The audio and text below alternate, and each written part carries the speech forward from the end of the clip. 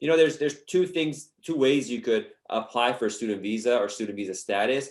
If you're already in the United States in a proper existing status, you can do what's called change of status, which I'll go into right now. Or if you're overseas, you need to go to the U.S. Embassy or consulate and apply for a visa, an F-1 visa to come in, which Anya will go over in a moment as well. So those are the two basics. But let's start with the first one. If you're already in the United States, you may have come in with a B1, B2 tourist visa. You're here. You might have come in with your parents.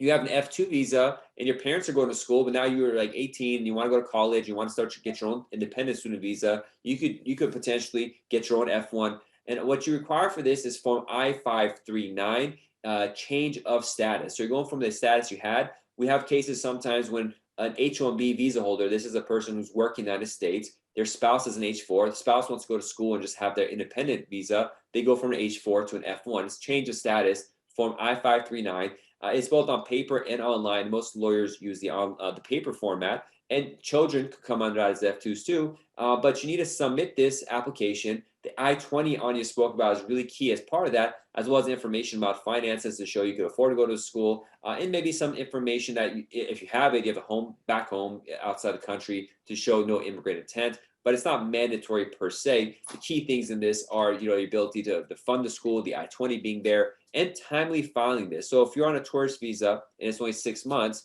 you got to file it within the 6-month period. If it passes, there's a good chance they're going to deny it for filing too late. One thing is, they don't want people to use a tourist visa to come and immediately file for a change of status to a student visa, because that may look like abusing the tourist visa. You only got a tourist visa for the excuse of bypassing the embassy and not dealing with them. So make sure your intent really has been to come here as a tourist if you use that, but then you change your mind later. That's going to be really important if as long as that's the truth.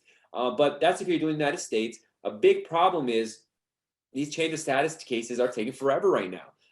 It might take you 6 months, a year and a half, and you're planning on starting school next semester, and then you still haven't got your F1 approved, still can't go to school. And then, it creates a cycle of like insanity where it takes forever to get the case approved, and it delays your life. So generally, if possible, I like people to get the visa because they have more control over when your semester starts.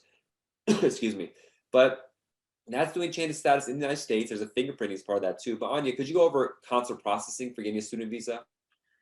Right, before going over the consular processing, I just want to add something about change of status.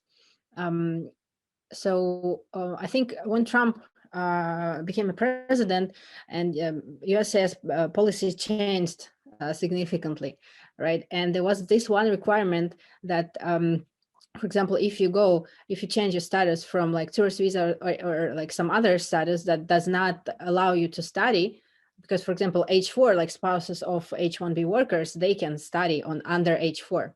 Right, they don't have to change their status to F1. But for example, if you come here on the tourist visa and you filed for to change your status to student visa, right, they were saying that you have to maintain your underlying status all the way up to like 30 days before the program start date.